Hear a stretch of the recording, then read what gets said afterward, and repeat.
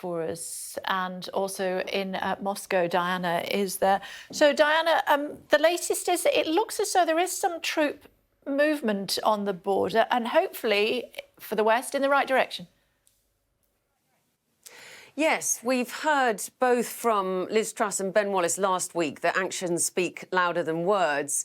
Yesterday, we had words from the Kremlin that suggested they wanted to go along the path of diplomacy. Today, we're seeing what look like actions. The Ministry of Defence announcing not very long ago that units from the southern and western military districts who've been on exercise around Ukraine's border are beginning to return back to their bases. And they've released video I haven't seen yet, but apparently of columns of tanks moving through fields and also of weaponry being loaded onto trains. And if that is the case, that is a very good sign. We have these huge military drills ongoing with Belarus at the moment. They're due to finish on the 20th. And then there are naval drills happening also in all kind of the oceans where Russia is active.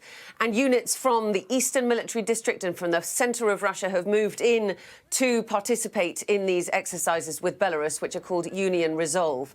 But the fact that amongst all these calls from the US that Russia was planning to invade imminently, Russia has decided to actually do what Sergei Shoigu, the defence minister, said yesterday, and that is start to pull troops back, is, I think, a very good sign. Yesterday, the defence minister said we will be concluding these exercises soon, and the foreign minister, Sergei Lavrov, who was so short with Liz Truss last week, said that he did think there was still a chance of diplomacy and that it was worth talking about these secondary issues of missile deployment, things like that in Europe. So I think those are signals to the West that Russia does not intend to invade imminently. We've also heard from the Foreign Ministry spokeswoman saying this day will go down in history as the day when Western war propaganda did not work and not a single shot was fired. That's quite typical of her pretty flamboyant rhetoric. But as Olaf Scholz, the German Chancellor, comes to meet with Vladimir Putin, some good signs, at least, of Russia trying to de-escalate. But again, there's very little trust between Russia and the West. So I think it has to continue in this direction before we all breathe a sigh of relief. Just before I let you go, Diana, I just want to read this and see what your reaction is. Just in from the Russian Foreign Ministry spokeswoman, and that is Maria Zakharova from her Telegram, which is basically like a WhatsApp.